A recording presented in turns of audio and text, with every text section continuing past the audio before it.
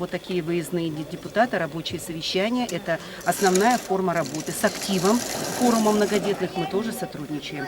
Поэтому, конечно, мы разделяем их проблемы, готовы им помочь. На законодательном уровне республиканский закон РЗ был принят, 59-й РЗ был принят более 10 лет назад. Да? На тот момент принятия этого закона было всего 4 категории льготных граждан. Сегодня в этом законе уже 8 льготных категорий граждан. И это хорошо. Значит, меры социальной поддержки правительство Республики Коми оказывает.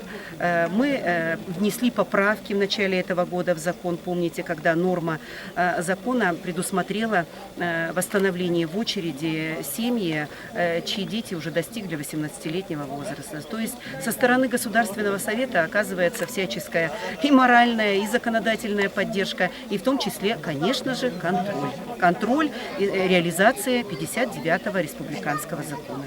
Вот на эти 9,8 Да. миллионов. Дорожная инфраструктура, вот основные дороги, подъездные пути, выкорчевка пней и засыпка вот грунтовых таких дорог. Это все, что хватит, и это только на Шордор. Надо расставлять приоритеты, и, по крайней мере, вот это один из самых наиболее таких больших массивов земельных.